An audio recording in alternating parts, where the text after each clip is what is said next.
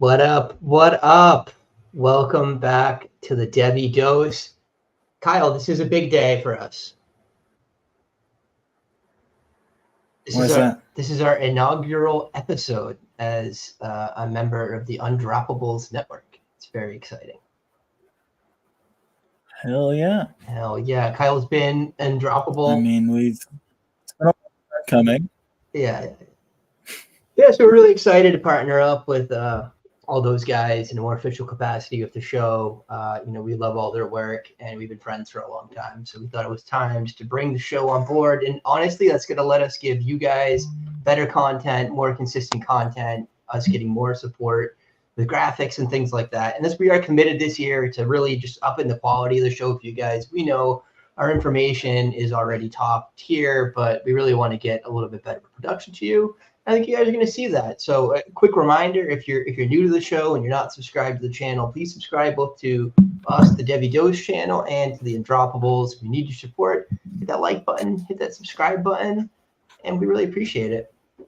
Kyle, how you doing, man? Are you watching the game in the background like I am? I'm not. Honestly, If you guys... I'll go later. I mean, it's been a good week. I dropped my Devy rankings on Twitter, and they had some arguments in the replies, and always brings some joy to see some passion around. A lot of passion about Shadur Sanders being left out of my top 12. But I'll stand by that any day, as we've had plenty of conversations on this show about. Yeah. Sometimes he looks like a wounded deer wandering around the backfield. Excited. Those are awesome. If you guys haven't seen them, check out Kyle's Twitter. If you're not following him, @Kale_fantasy. The graphics look awesome. The rankings are even better than the graphics. No one's really better at this than Kyle. He did have the #1 rankings on Google last year for Devy purposes as well. The #2, right after the abortion that was what was that? One of the big networks. Names. But yeah, they were a little outdated. They got fixed though. They did get fixed after some community upheaval. Yeah, got it. Yep. So, all right, guys, we're going to launch right into it. If you missed last week's show, we talked about all the head coaching changes, all the big portal moves in the P5, everything you really need to know to prep for your supplemental drafts, to prep for startups coming this fall, whether they're Devy, C2C, or whatnot. And this week, we're going to talk the same. What? All but one. Because one happened in between. And we will lead in with that. Kyle is ready to go. Fire, Kyle. Jim Harbaugh off to the NFL. As many suspected, it did actually happen. I mean, Harbaugh gone, Saban gone. Like, Kirby Smart's the only really stalwart left.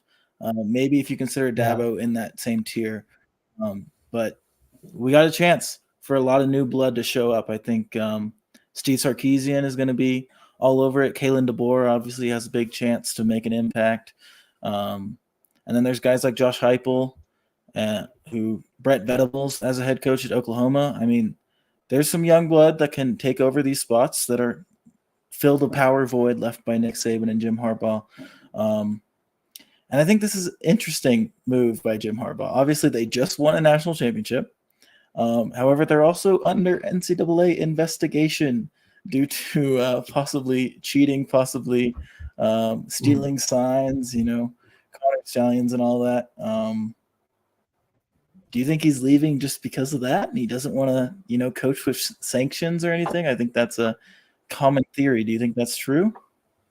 I would say they were already saying he wanted to go back to the NFL like months ago. It's always been a rumor. It was a rumor last year. I would say it made the decision easier if he knows there's a shitstorm coming his way, right? Like, get out of the way, go get the NFL money. And no one's going to remember that in 5 years, except like Michigan fans and other, fans of schools that played against him, right? Everyone else is just going to remember, what Harbaugh won and what he's doing in the NFL, either terrible or good, right? That's what the casual fan's going to remember. So it seemed like a wise decision to me. Sure. Well, we can move on, just like Michigan will, to Sharon Moore. This seemed like the obvious hire after he was the interim head coach during Jim Harbaugh's suspension this year and went 4-0. Handled, I believe, Penn State was the big game that was under his watch, maybe Ohio State as well. But yeah, I mean, he's took his licks. I mean, he's moved up pretty quick. He's definitely new blood. He started his career at Louisville and Central Michigan as the tight ends coach at both those spots, and then moved to Michigan in 2018, filling that same role, and then was promoted in 2021 to co-offensive coordinator and O-line coach. And he just did a great job with those offensive linemen, led that unit to become, one of the best in the country year after year over the last 3 years. And that's really been the catalyst to their success in recent memories. So I think this is a deserved promotion for Sharon Moore, and I think he's probably going to do a good job. I think there are obviously question marks moving on from somebody with the name as big as Harbaugh, but he ranked 21st in 24/7's recruiter rankings last year. So I think that's encouraging if that's what your concern is, for sure.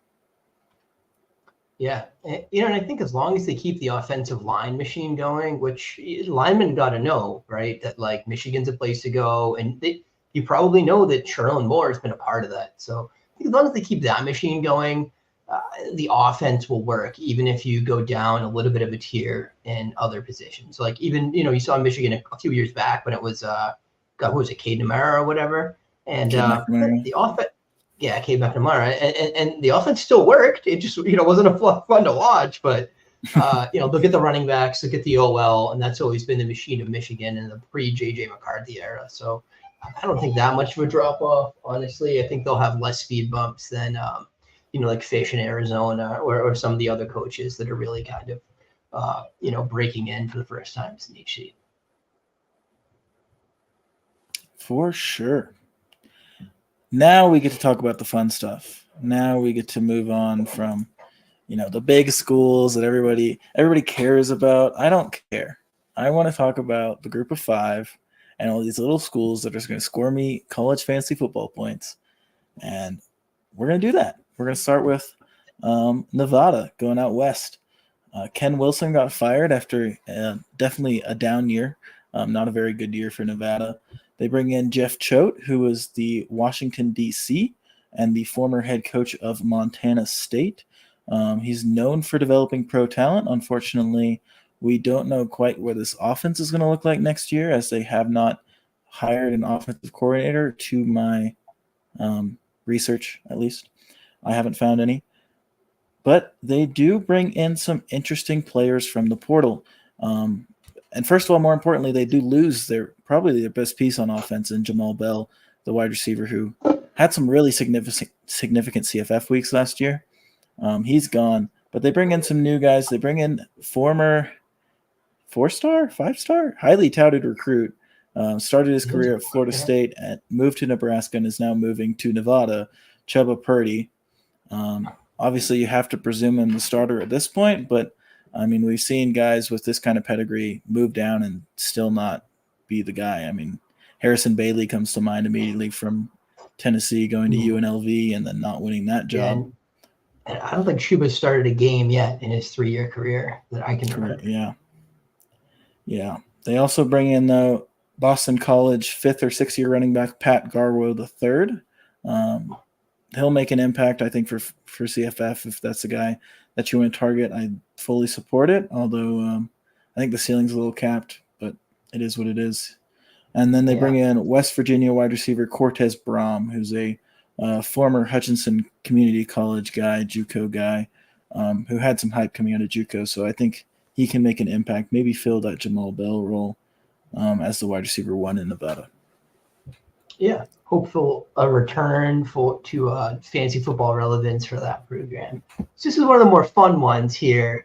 Tulane, obviously Coach Fritz has moved on to Houston, and program is being taken over by John Summerall, who was the Troy head coach last year. They won their division, right? If they didn't, they were dang close. They were a very good team last year. They were in the championship game, at least. I believe they won, though. And the Troy OC from last year, Joe Craddock, came right along with him. Now, the portal here is the biggest haul for a G5 program I've seen in the past few years. Let's fire them off. You got USC wide receiver Mario Williams, high 4-star, has had some flashes. Bama wide receiver Shaz Preston, who was a very high 4-star, like borderline 5-star prospect. Didn't do much last year at Alabama, but that's not shocking.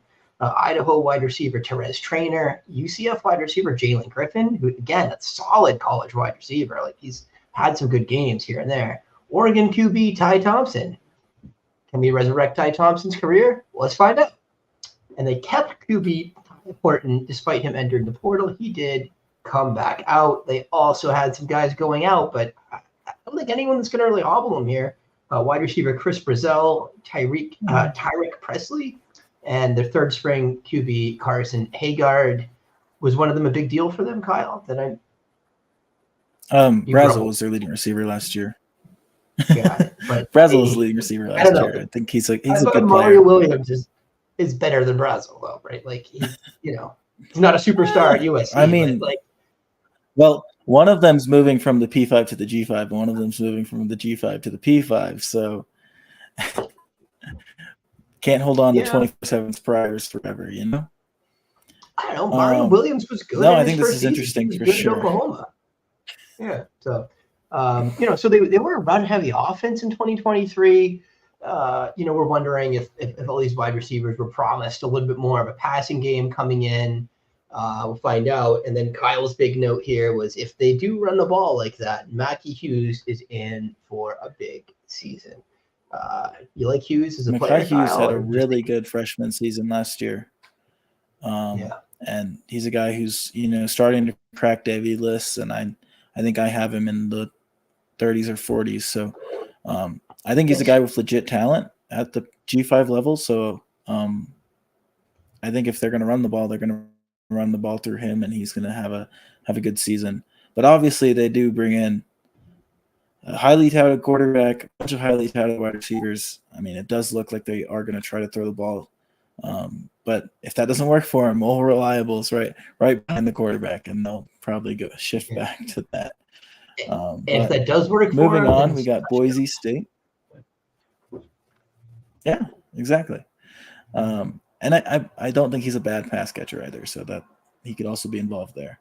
Boise State finally fires Andy Avalos. The fan base was yearning for that for much of the year and much of last year even. Not very exciting, but I believe they fired him partway through the season. So Spencer Danielson was their interim head coach. It led them to some success near the end of the year. And so he takes over as head coach. They make that official, and the fans rejoice. He brings in an offensive coordinator and associate head coach in Bush Hamden, who is a former Boise State quarterback himself. And he's been a quarterback coach at a number of spots, but this is his first opportunity as offensive coordinator. So not sure what to expect yet, but he's coached under some good OCs in the past at QB coach. The 2018 and 2019 Washington Huskies, and then at Missouri for the last few years under Eli Drinkwitz and Kirby Moore. That's been a good offensive system. And if they're going to run something similar to that Mizzou system, I want all the pieces involved. And speaking of pieces, they bring in some dang good pieces. They turn to the portal after Taylon Green leaves the program and heads to Arkansas, and they get a quarterback that I think is much better than Taylon Green.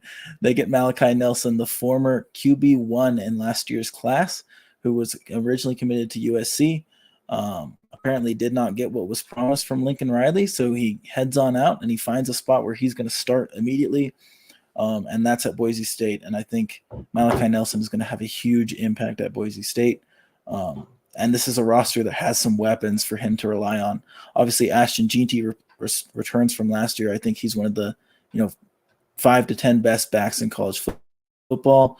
And then they bring in the former Indiana wide receiver Cam Camper, who's a taller guy, super electric, was like really good in the COVID shortened season, and then had some ACL issues in the past 2 years. I think if he stays healthy, he's going to have a great season. And they have some other wide receiver help already on the roster that I think is going to also benefit from this. Yeah. I mean, and then I'm just super excited about this offense. I mean, I'm in a CFF mock or a C2C mock right now, and I took Genty and I took Nelson, and I'll probably take Camper in like the 19th. So, yeah, I love what this offense can be from CFF. I mean, this guy made Brady Cook look good, right? Obviously, was coaching Luther Burden, helped him rise to superstardom. So, lots of reasons to be excited about these guys. And King Camper has kind of, some of that like super athletic, style to his game that Burden does. So, God, man, maybe you'll see him play that power slot and really just like crush yardage and reception totals. And obviously on the way out, Taylor Green to Arkansas, Eric McAllister to TCU, and onward and upward. It is kind of a bummer that they couldn't keep McAllister, because McAllister's a good player, but yeah, he's probably going to be buried at TCU. Yeah, I get you. TCU is like where wide receivers go to die now anyways. Like, it's been brutal, man. But yeah, I bet they'll get some guys in the second portal window too. If Malkai Nelson's playing well in the spring game, things like that, and a little buzz, like people will want to play with him if they don't think they're going to get a starting role where they are. So I think you'll see some more additions there. Next up, we got San Diego State. Hoke retired. They were a 3-7 team in 2023. They hired Sean Lewis, of whom you and I are both really big fans. I mean, you've been singing his praises since this time last year. We were doing the Colorado preview. He's been known for his explosive passing attacks and really harnessing the Yak guys to the best of their ability. I think the Justin Kroom era and early season Colorado last year, I mean, we all saw what was happening there when everything was clicking. Weaver, Horn, Hunter, all were feasting in that Sean Lewis system. I don't know what happened to get him out of there, but Colorado's loss is San Diego State's victory. So there's some portal action here too, and I don't think that's going to be done either. It's really going to have to leave Colorado, and some of them are going to probably remember Sean Lewis friendly. But we got CSU wide receiver Lewis Brown IV. He's a good player. And he could be the wide receiver one there. I think he could succeed in that role. But FSU quarterback AJ Duffy. One of the games where Louis Brown really popped off for Colorado State last year was against Colorado. So I think Sean Lewis remembered. Yeah. Yep. FSU QB AJ Duffy, a good player, a high 4-star. He played a little bit last year or in spring game. I remember seeing him play a little bit, and he was competent. WVU wide receiver Jashawn Polk, really good player, solid college wide receiver. And USC tight end Jude Wolf. He was USC's starter before Deuce kind of stole his lunch there. And he was a high 4-star too a couple years back. Kid's got to be 23 already. He was still a 4-star in the portal rankings. Oh, really? No. Maybe just more of a blocker, and we don't really, see his name come up that much. Unfortunately, Mark Bredman, who was great for them last year, goes to Louisville, and wide receiver Raphael William goes to Pitt. Anything else in San Diego State? I mean, this is kind of exciting, right? Yeah, I mean, we got the graphic over here. Sean Lewis quarterbacks are typically very good. Shadur is the one on the bottom. Obviously, he had some issues after Lewis left, and also some injury issues where he played like 2 half games, which lowered his number. But like that QB1 season is Dustin Crum in 2020. QB9 is Dustin Crum in 2021. So obviously QB friendly system. So I'm looking at AJ Duffy if he were to win the job to have a good CFF season, and then a wide receiver friendly system as well. And it's typically it can be 2 guys. I mean, obviously, like guys like Isaiah McCoy feasted at Kent State, but I mean, last year Xavier Weaver averaged 18 fantasy points in PPR, but Jimmy Horn was also viable. Travis Hunter was viable. So obviously, I think Louis Brown will probably be the wide receiver 1 for this team, but I'd watch for Jashawn Polk or anyone else they bring in to also have a pretty solid season. But yeah, definitely watching this camp battle to see who wins the quarterback job. Yeah, awesome. Great graphic there, Kyle. A lot to be excited about there. And then obviously, I mean, they're a Mountain West team, right? So there's definitely shootout potential every week with those defenses. You want to lead off on UTEP? Sure. Texas at El Paso. They finally fired Dimmel. He had a rough season last year. And they bring in Scotty Walden, a guy from my home state of Tennessee, who was the former coach of Austin Peay, a little school in Clarksville, Tennessee, a little FCS program, who's had some really good success over the last few years. I mean, they actually played Tennessee close last year. It was like 9-9 right before halftime, and we were starting to sweat as Tennessee fans. But Austin Peay has won two conference titles in the last 4 years since Walden took over. They ranked 4th in passing efficiency last year, 9th in scoring, 13th in pass offense, and 15th in total offense in the FCS. This is a good offensive coach. I think Walden can do some good things at UTEP and make some CFF players quite happy, even if it doesn't necessarily translate to the win column. However, the portal has not been kind to them so far. I don't think they've really brought in anyone of note so far. But they do lose Tyron Smith and Kelly Akayari, who are definitely their 2 best wide receivers. So going to be tough to see who can make plays for them at wide receiver and, who's going to play quarterback, whether it be McConnell or somebody else, and if they're going to struggle, without any pass-catching options. Yeah. There's a couple other guys there that were involved in the offense last year as wide receivers, but it's tough to see the 2 most talented guys go out the door, especially Kelly Akari. He's a rising player. He's still a 2nd or 3rd year guy and has got some good football left in him. Okay, moving on to New Mexico. Bronco Mendenhall taking over. Danny Gonzalez fired. Mendenhall has had 6 top 25 teams. He's a former BYU and Virginia coach.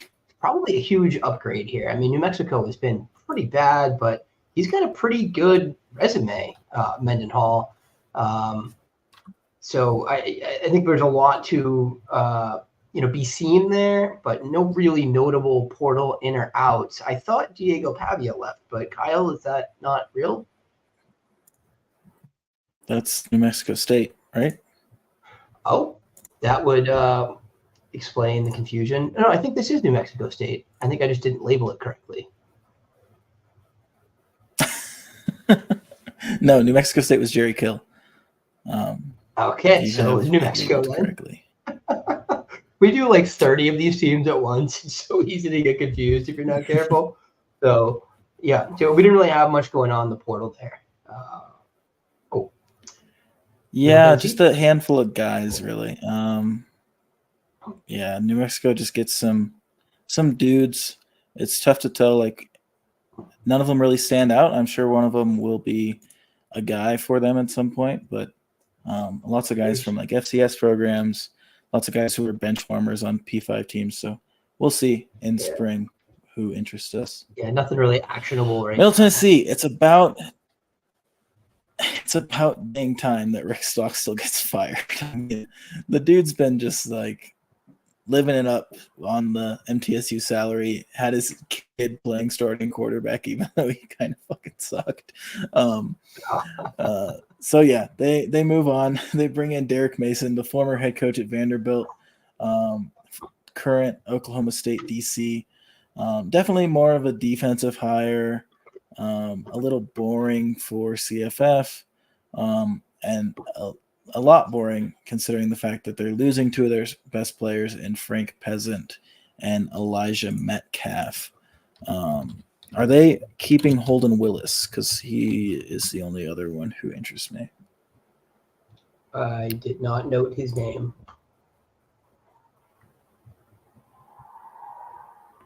It would appear he is not transferring. He either graduated or is still playing. So, got it. I don't know. I mean, if everybody else is gone, it could be a good season for Holden Willis. if you have him, he's a cheat code because he's listed as a tight end in Fantrax, even though he's a wide receiver. But He's probably still on the waivers. The hope is that he still stays that way. Yeah, right. And that he remains kind of the guy. If he keeps tight end eligibility. Yeah, and if they keep the same offense, I'm very interested for whoever does become the starter, because I don't think Frank Bezant was like a world-class talent. I think he's a talented runner for a G5 level, but I think they can get another 3-star that can run at that level and keep that offense moving. So moving on. So JMU, this one's a little bit fun too. Kurt Signetti retired to take the Indiana job. Bobby Chesney comes in from Holy Cross, where he has had 4 straight titles. He's coming off an undefeated season, obviously moving up a level, but this sounds promising for the team, for actual, them in college football, and hopefully also for fantasy football. He did have a mobile quarterback last year. I don't have the kid's name here, but who was, a really electric player, ran for 1,200 yards. So they had some guys going out. Elijah Surratt to Indiana. Jordan McLeod was in the portal but hasn't committed anywhere. And then coming in, they have Dylan Morris, who was at TCU. Is that right, Kyle? No, Chandler Morris was TCU. Didn't he start at Washington? Started at Washington and then, moved. Yeah, I think you're right. Washington or Washington State or Northwestern. He was at one of the Pac-12s. And then, very excitingly, George Pettaway, who was, again, like an extremely high-end 4-star at UNC, flashed a little bit, never really was able to put together, the consistency that they wanted from their starting running back. And Omarion Hampton, despite being lower recruited, just seized that job with both hands and choked it to death. So George Pettaway coming down to the G5 level in an exciting offense, I think could be an absolute CFF wrecker if he can put it together, because he is a talented kid. He's electric in the open field. He's agile. He's not a bruising back, but he's a pass catcher. So he can really be someone that you're looking to add or maybe try to trade for this offseason from someone that's discouraged if you are playing C2C. Yeah, and I mean, they also lose both their running backs that were on the team under Signetti. They both ended up at Indiana. So Kalen Black out of the way, the backup for Kalen Black out of the way. So at this point, there's a gaping hole there. So a lot of opportunity for Pettaway. Yes. Right. Moving on to a really quick one, because I think this one's pretty boring. And that's Troy. Obviously, we talked about Troy's staff moving to Tulane. So they needed to be replaced. They bring in Gerald Parker from Notre Dame, the former Notre Dame offensive coordinator. So likely another kind of run-heavy offense with some shots downfield, kind of similar to what they did last year. So maybe interested in the guy who wins this running back battle. But not a lot going on in terms of the portal either. Nothing interesting on offense, at least. So quick one there. Yeah. Maybe looking for who their tight end is, or taking a power slot. Those are kind of positions that excelled at Notre Dame last year. All right, so New Mexico State now. Sorry for my ineptitude earlier. Jerry Kill kind of retired. Tony Sanchez takes over. Sanchez was a wide receiver. He was also the former head coach at Bishop Gorman, where he won 6 titles, and at UNLV. So proven winner. Maybe this is an upgrade. I do like seeing offensive-minded coaches, come in. And then Diego Pavia is out in the portal. I don't think we have a landing spot for him. I didn't have anything else in the portal for them. There was a bunch of names that were just I didn't. He's really at Vandy. recognize. Oh, he went to Vandy. Yeah, interesting. So I didn't really see anyone coming in. And New Mexico State, they got Eli Stowers, the redshirt freshman quarterback from Texas A&M, who is a very athletic guy. I believe actually that's the kid I was talking about last week. For Texas when you're making A&M fun of me. year. Yeah. Is it? I don't think it is. Yes, that's what I was trying to remember. Okay. All right. So you want to do South Alabama? Yeah. Sure. South Alabama, Ken Womack, goes and teams up with Kalen DeBoer, takes a DC job at Normal, Alabama, not the head coach job at South Alabama. So moves a little bit far north, and Major Applewhite takes over. He was the OC there at South Alabama. He was pretty successful.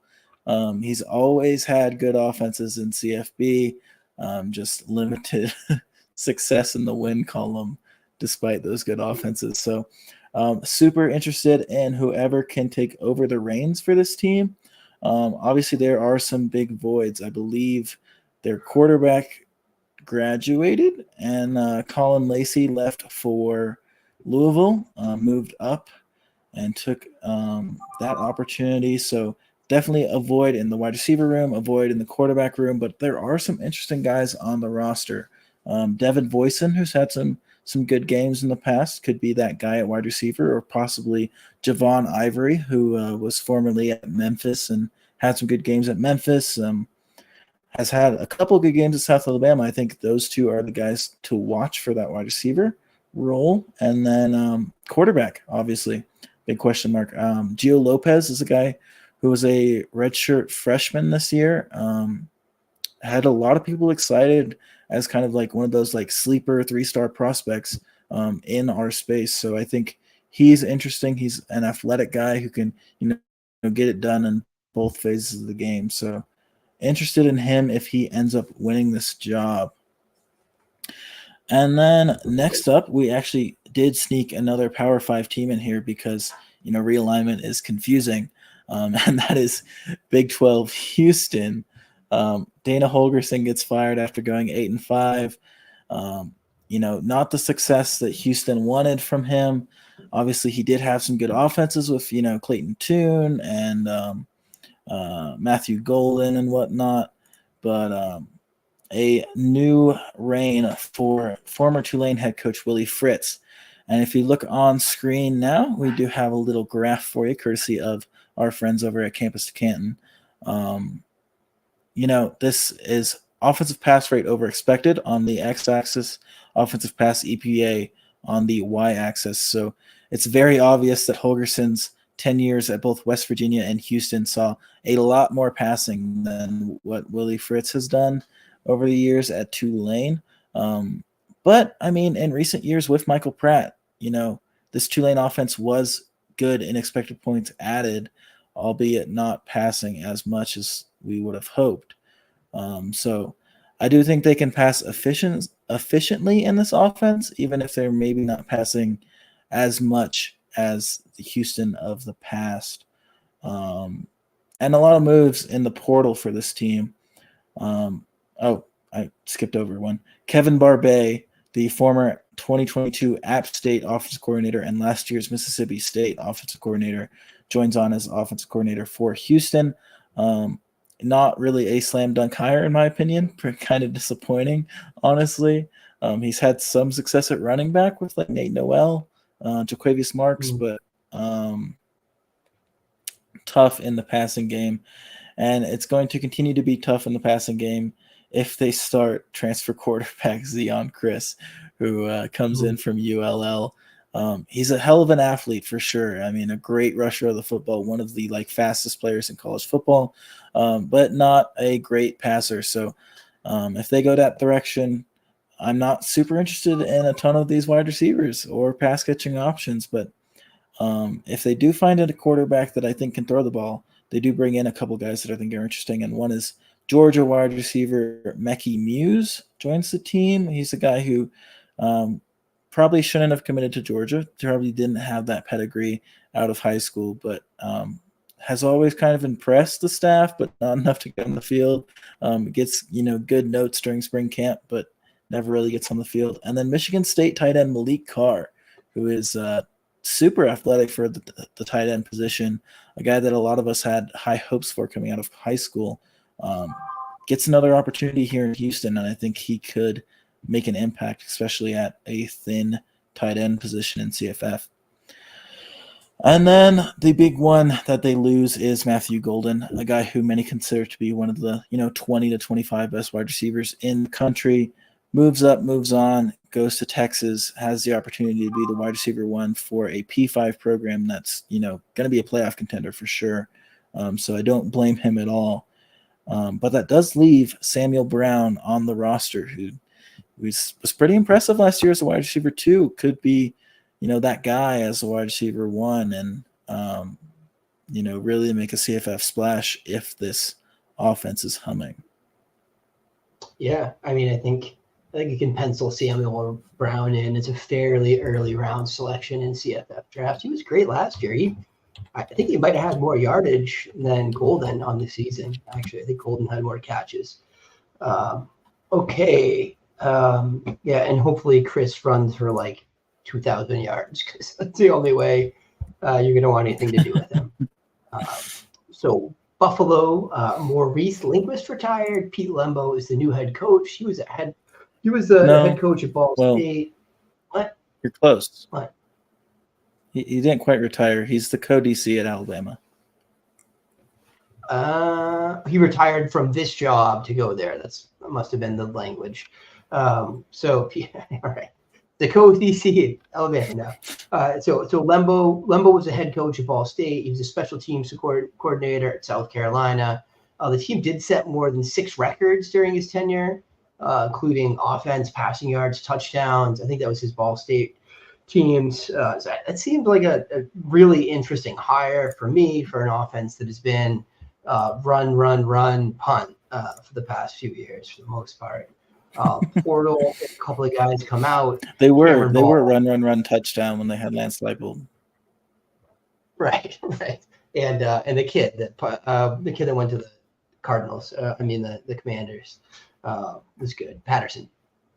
Jared Patterson. Yeah. So anyways, Cole Snyder out, Cameron Ball out. I didn't really have anything interesting coming in, but I am going to be interested, to watch and see how they do early in the season, to see, how spring games and stuff goes, if we can find any information on that, because I do think that Lembo has some talent and could get the offense moving there.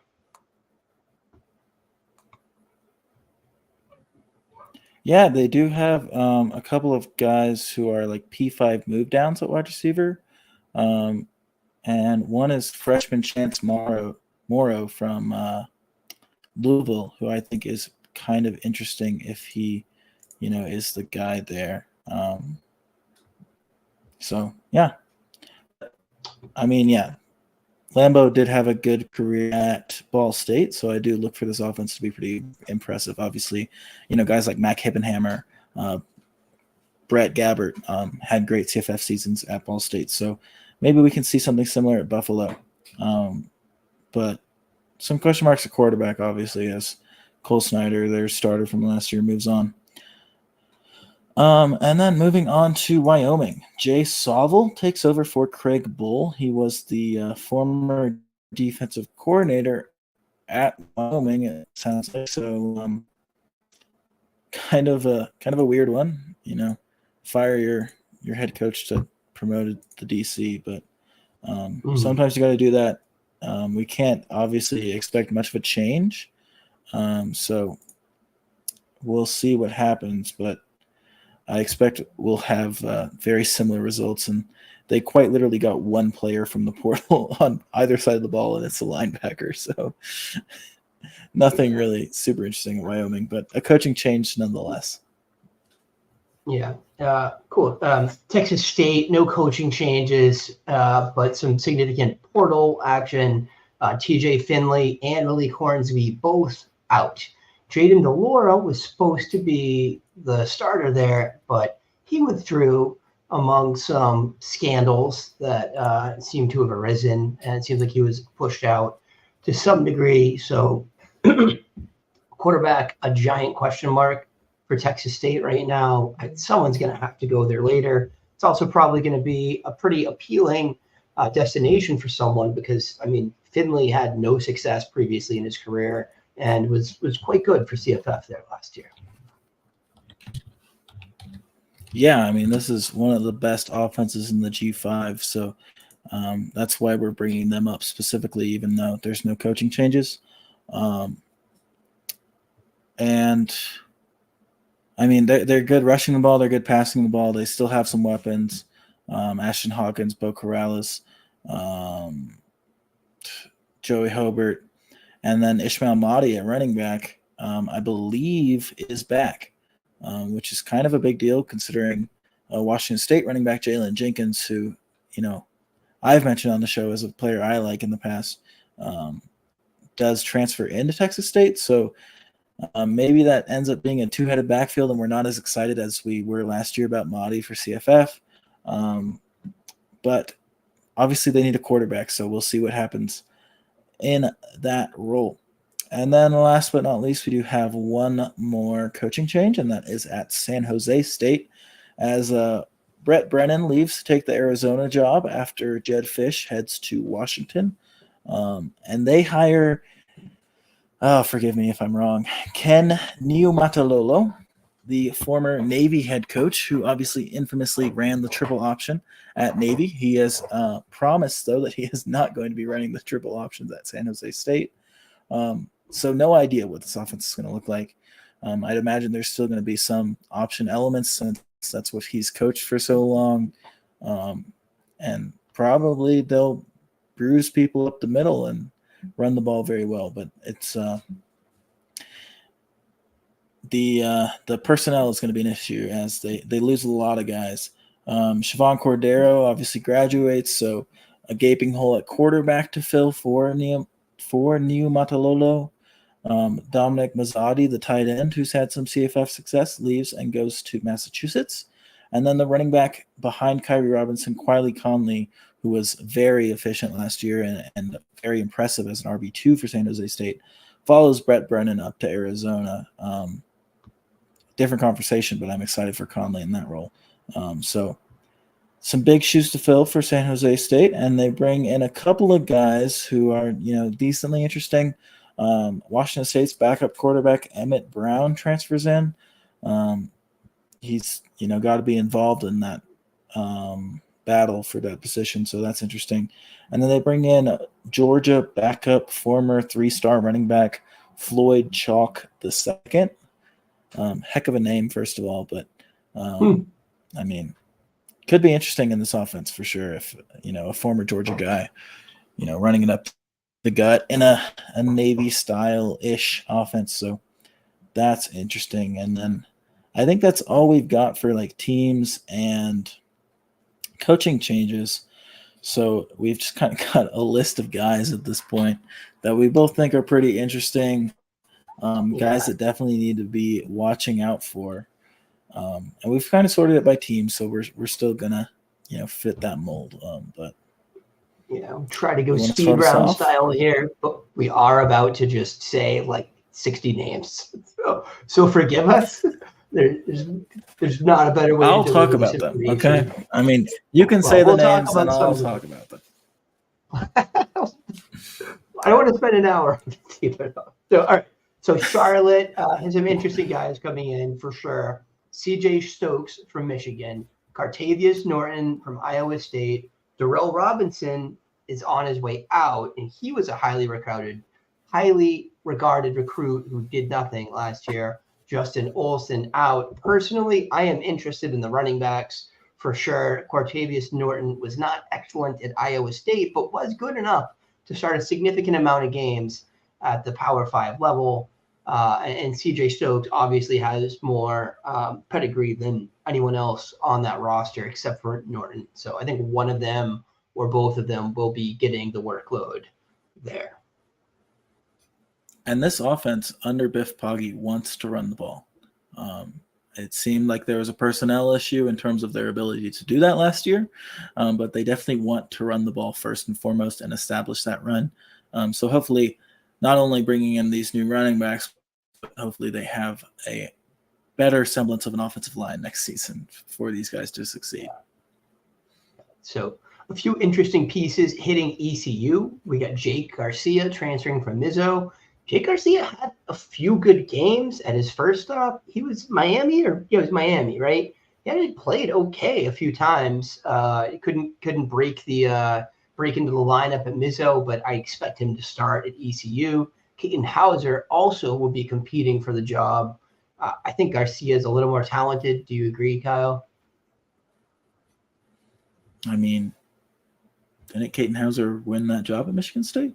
And Jake Garcia didn't win that job at Missouri? Dean Hauser did not Food win for that thought. job, dude. He lost it to Noah Kim. Oh, Noah Kim fair was enough. their starter last year. Hauser In has that case. barely started a game. Yeah. And then Porter Rooks also comes in from NC State, where he's been like a good wide receiver for them, really, for 3 or 4 years now. He just has never been hyper relevant for CFF or C2C, but going down a level into an offense that has often had like a guy at wide receiver, he's definitely going to be an interesting piece, and he's going to be unowned everywhere. So if you're interested in And he's him, old, you should be. so CFF. Oh yeah, not a Devy guy, no, but yeah, CFF. Yeah. Old means you're FAU. good at college fantasy football. So Good college fantasy, but it's true. It's true. Dead for Devy. FAU, just pieces going out, just bleeding there for sure. Casey Thompson to Oklahoma to begin his coaching career, we think. And the real dagger in the heart is LeJontay Wester, also on his way out to Colorado. I mean, that was their offense last year. They had one other kid that had some good games, but certainly some damage done to the offense there. Yeah, that one sucks. I'm gonna miss LeJontay Wester, top 3 CFF wide receiver season. So yeah, quite the bummer. Memphis with some pieces coming in. You got Mario Anderson, you got Jair Shorter, and Chandler Rogers on his way out, where he's going to start with Cal. I get him and the kid Morris confused for some reason. Because they were both Chandler at TCU. Morris, Right? yeah, because they're both named Chandler. Yes, very confusing. Any thoughts on Anderson or Shorter or Memphis? I mean, Mario Anderson from South Carolina. Oh, looks like Kyle is dead. So I'll keep it rolling. Keep it rolling. It's my black hole of a friend over here. So yeah, Mario Anderson. Look, if he gets the job there, running back has been kind to us at Memphis. I don't know if the kid last year graduated, right, Kyle? Blake Watson. Yeah, he graduated. Blake Watson, yes. Yeah. So maybe there's some other guys there already, but to take maybe over my computer. Nice. Cool. Hopefully it's bugged full of Chinese spyware. Yeah. Steal all your credit cards. Oh, great. Yeah, good old Chinese cameras from Amazon. Yeah. That's how they're going to get our defense secrets from Kyle's computer. All right, UNT got some interesting pieces coming in for sure. 2 running backs that I think are both talented dudes who are probably both more appropriate at this level. Zach Evans looked fine last year at Michigan when he got the ball. Trey Bradford from LSU and Zach Evans from Minnesota. I would expect those guys to get all the run this year. I do think Evans is more talented than Bradford. And they also get DT Sheffield from Washington State, who should be a significant addition at wide receiver. Yeah, I'm hopeful there. I think Jay Macklin is still around. So, no, Jay Macklin transferred out, didn't he? I don't remember.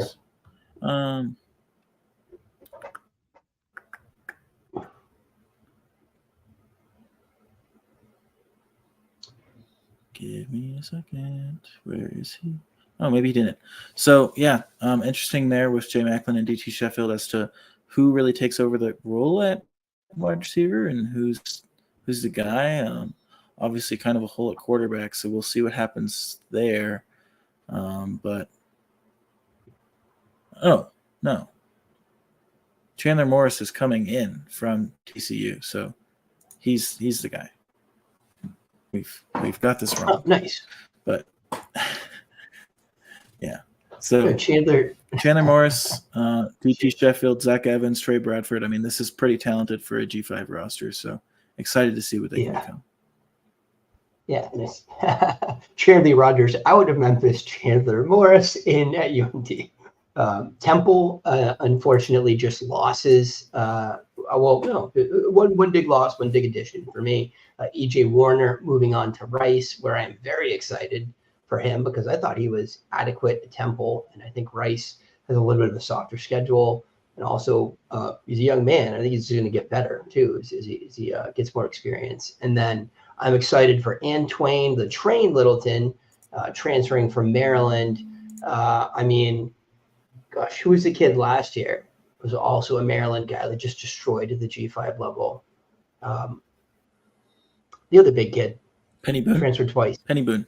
Penny Boone. I mean, I think Penny Boone, because Antoine Littleton is very similar in his playing style. He's actually bigger, dude. This dude's like 250 pounds or something, but runs pretty well for a big dude. So I think he's going to play really well at the G5 level and be a significant asset. Yeah. Moving on to UAB, the Blazers. They bring in Armani Goodwin from LSU, the running back. I think Armani Goodwin is a very talented running back. I think he really showed some flashes at LSU when he had those opportunities. So I'm very excited about him at UAB. They also bring in John Kitna's son, Jalen Kitna, to play quarterback, possibly. So I don't know. Kind of a team that wasn't super exciting for CFF last year. I mean, they had some pieces that we liked, but the experiment here with what is his dang name, their head coach.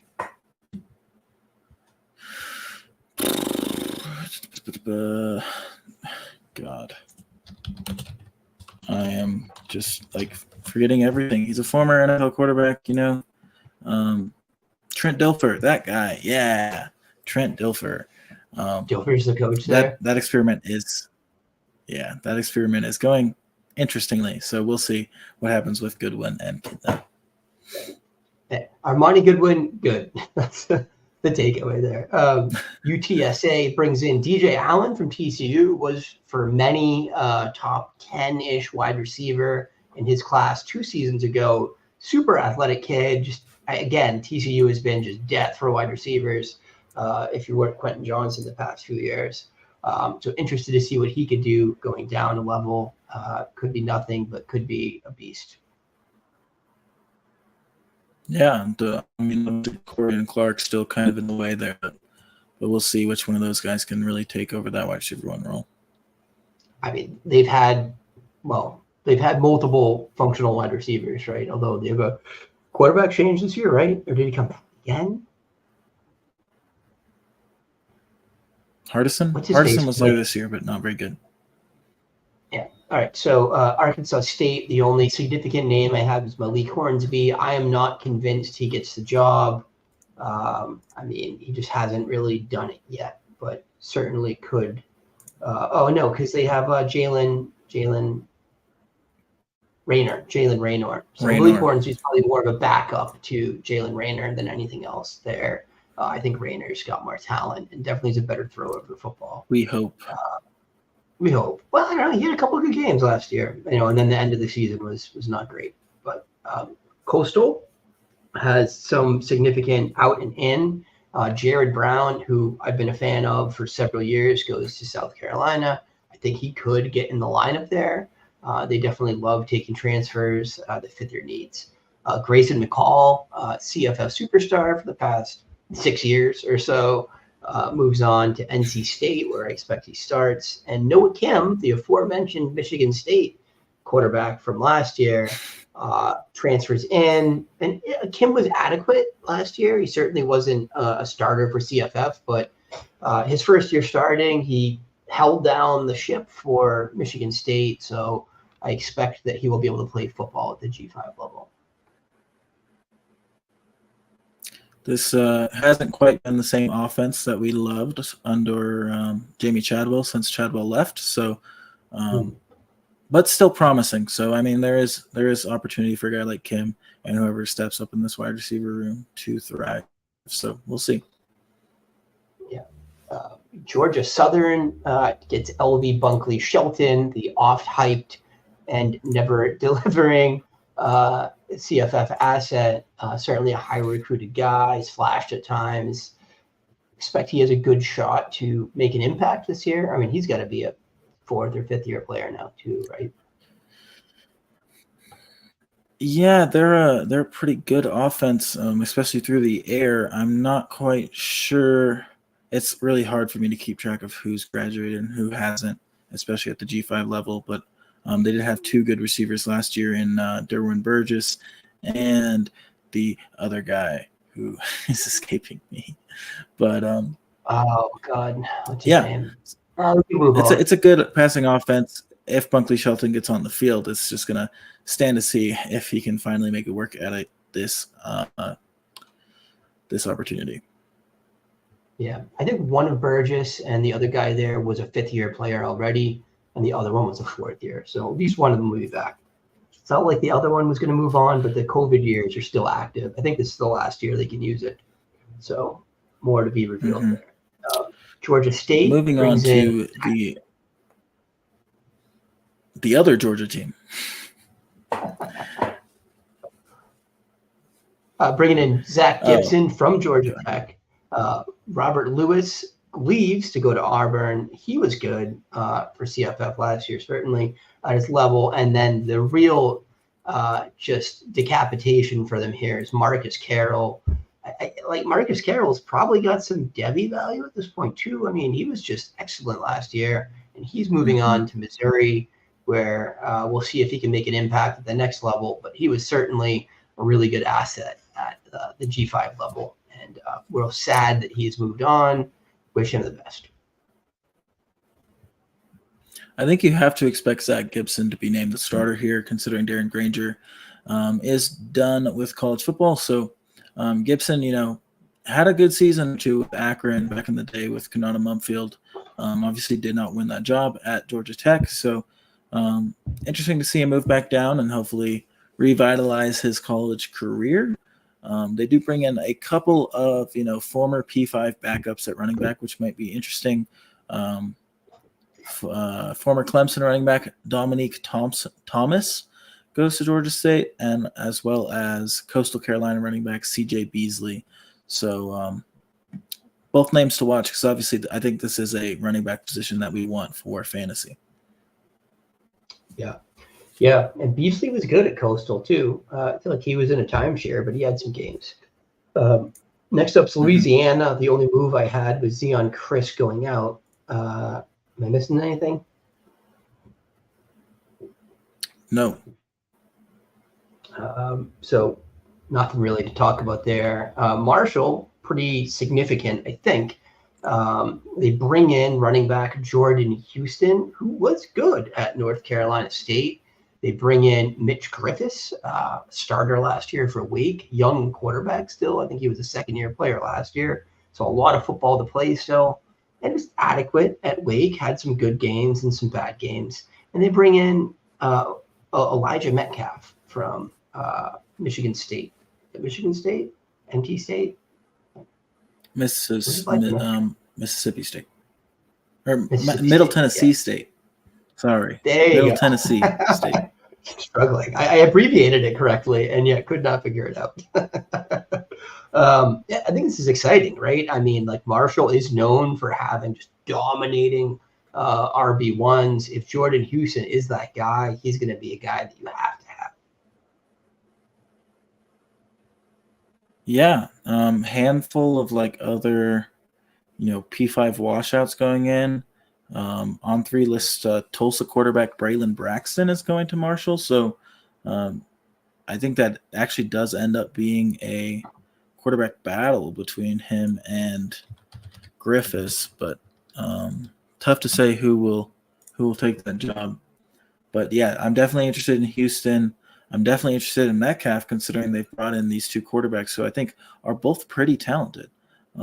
And then there's a handful of other P5 washouts at wide receiver and tight end who are going to go over to Marshall. So we'll see during the spring which guys really get some steam behind them. Got it. So we got just a few names left here. So we'll kind of quick hit these. FIU, Chris Mitchell, who was excellent for CFF last year, is out to Notre Dame. We'll see if he can make an impact there. Do you have anything else for FIU? No, but Chris Mitchell's a very good football player. Yeah, he's good. I think he'll start at Notre Dame, I would think. And they don't really have anyone like him. like the he's a little shifty guy, right? So that may be an interesting acquisition for them. Jacksonville State brings in Brandon Spector, who's the backup quarterback from Clemson last year. Is that right? No, wide receiver. Wide receiver. So, but I mean, had to be a high 3 or 4 star. He wouldn't have been rostered at Clemson. He could be interesting. Sam Houston brings in Jace Bauer from Central Michigan. Anything to think about there, Kyle? Yeah, I think Bauer was a good rusher of the football when he was handed that job at Central Michigan. Obviously, kind of an in and out role there, but I think he's interesting for CFF if he wins the job at Sam Houston. Yeah. So Western Kentucky makes what could be a significant pull for them from TJ Finley at Texas State. Do you think Finley's a good fit for this offense? Are they similar to what he was doing at Texas State or Georgia Southern? I mean, yeah, Texas State was asking him to throw the ball all over the field too. So, I mean, I still think there's a very good chance that Connor Veltkamp ends up winning this job. It's definitely possible because I don't think they're like committing to Finley in any way, especially considering like Veltkamp entered the portal and they like fought to have him back. So it's going to be an interesting quarterback battle to watch for sure. And they also do bring in a running back I quite like, which is Bowling Green running back Teron Keith. Had some injured, so super interesting. Could be the guy there. Obviously, not as much success at running back in that system, but someone to monitor. Yeah, excellent. And then UNLV makes a really interesting pull, Thanks. I think. This is the kid I was trying to remember earlier, Jared Sluka from Holy Cross. Look, Sluka was getting like buzz as a draft prospect at one point. Didn't throw the ball great last year. 1,700 yards, 20 touchdowns, 5 interceptions, adequate. But ran for 1,247 yards and 9 touchdowns. And obviously that's it's a FBS level school at Holy Cross, but still, I mean, if he can integrate into the system and replicate that, he's going to be a CFF guy for sure. Yeah, and obviously they lose their quarterback from last year, Jaden Mayava, who transfers to USC. So definitely an opening at that spot as well. 2 quick schools who don't really matter to me. Eastern Michigan, they get QB Cole Snyder from Buffalo. I mean, he's a starter probably. And Toledo loses their 2 best players. DeQuan Finn, the quarterback, heads to Baylor, will likely be the starter there. Penny Boone heads to Louisville, the running back. He'll likely be the starter there. So tough sledding for Toledo fans. And then Ball State, they get a wide receiver out of Akron, Josiah Gathings, who I think is quite talented. Akron's had, like 3 guys recently who have been like 600 to 800 yard receivers. Maybe as the one guy at Ball State, Josiah Gathings can be interesting. So, and they lose both the tight ends that we like, Brady Hunt and Tanner Koziol. So lots of opportunities. Did you see where they went? Oh, Hunt went somewhere that was crowded, right? He went to like South Carolina or something. Where did Koziol go? Not committed. Got it. Koziol's the interesting one there. And Hunt's great, but I think he's talented, but just God, man, they got some talent there already. So, guys, that's it. We did it. Kyle, we did it. We did it. So there's a big old information bomb. We just dropped on you guys. Definitely, check in with Kyle and I on Twitter if you have any questions about this. We put some time into researching this. Kyle knows CFBs as well as just about anyone out here. So, we're certainly happy to engage with you guys. And again, if you find this content useful, if you like this, please subscribe. We're trying to grow the band. We're trying to really expand and bring you guys content that you want to hear. So let us what you want to hear. Let us know what you want to hear and, what we're doing well, what could do better. But we're looking forward to bringing you, like more high quality graphics, production value this year as the year moves on. And I think we did this. So thank you, Kyle, for the graphics. You knocked that out of the park this week. That was awesome. So bravo, my friend. Yeah, we'll keep it chugging. We'll get even better. So all right. Any parting shots, my friend? I got nothing. I got nothing. We're gonna go watch some football. It is divisional championship week or conference championship week. So we got the Lions game starting soon. I'm gonna get on that, but we appreciate all you guys. Like we said, like, follow, subscribe, all that. We'll see you guys next time.